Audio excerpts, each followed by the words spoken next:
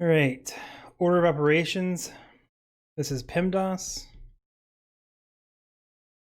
So we have 6.66 divided by 9.4 minus 5.7.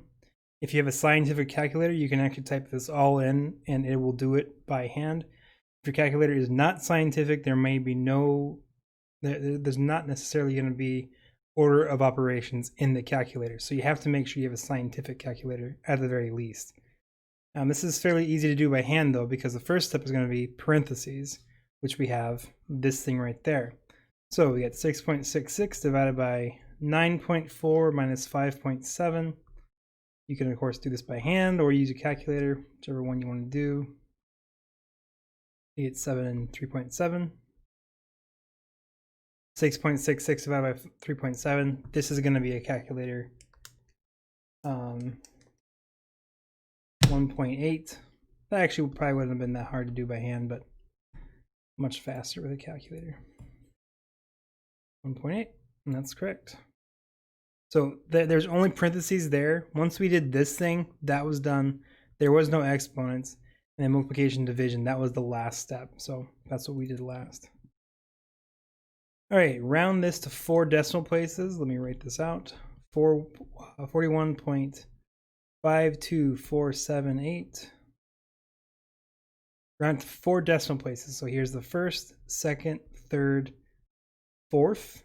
We look at the next one. Is this 5 or greater? It is. So we're going to add 1 and then drop it. So we get 41.524.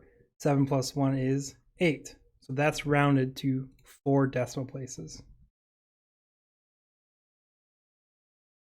Yep. Okay, divide. We could actually do this by hand, but I mean, there's really no reason to. Especially for this case, we get a long decimal.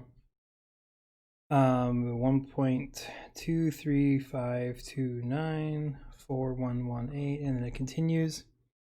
Decimal rounded to 2 decimal places, so 1, 2. This is where we're looking at. This is not 5 or greater, so we just drop it. And we get 0.12.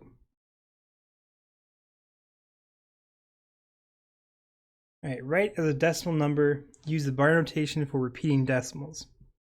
This one definitely, use a calculator. 4 divided by 13 gives you 0.3076923076, and it's going to continue.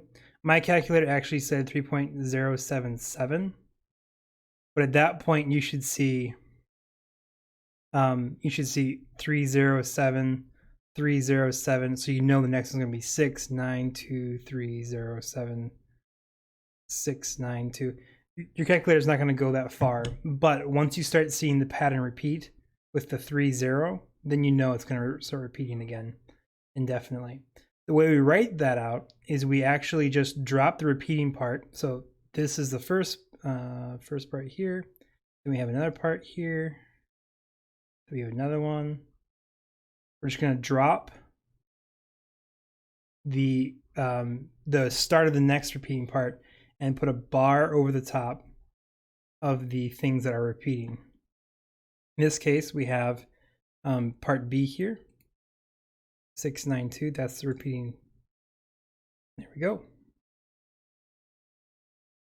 All right, same type of problem.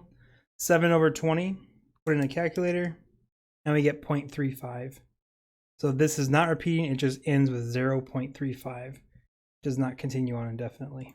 So it's a terminating decimal.